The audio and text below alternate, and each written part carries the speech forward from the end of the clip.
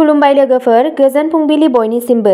नोंथांमोनखौ dear Brahma YouTube चेनेलाव गोदान video आरो फिन खेबसेबाव बयखौबो बरायनाय बावहरबाय।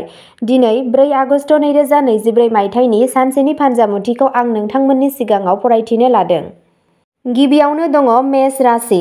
गेलेमु आरो गुबुन बायजोआरि हाबाफारिफोराव बाहागो लानाया नोंथांनि गोमालांनाय गोहोखौ बुथुमनो मदद होगोन।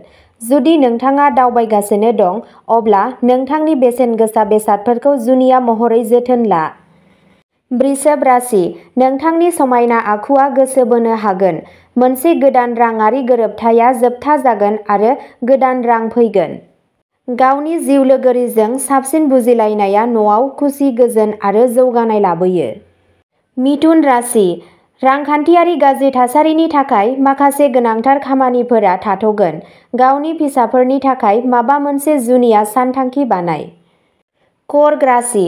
नोंथाङा बै जेंनाफोर आरो जिउनि नारसिननायफोरनिफ्राय रैखा मोनगोन जायखौ नोंथाङा गोबाव समनिफ्रायनो मोनदांबोगासिनो दं। सिंह राशि।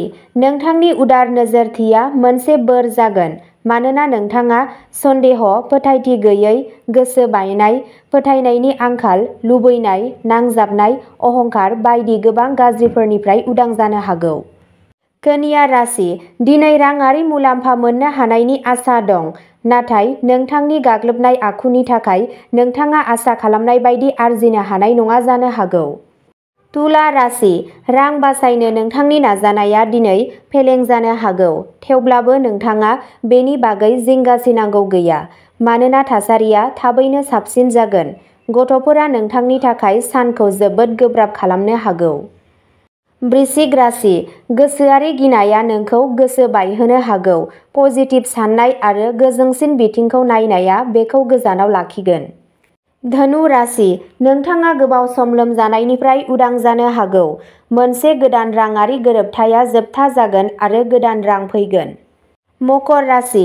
नोंथांनि समायना आखुआ गोसो बोनो हागोन।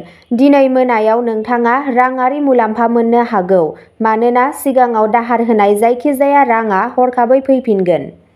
कुम्भ राशि।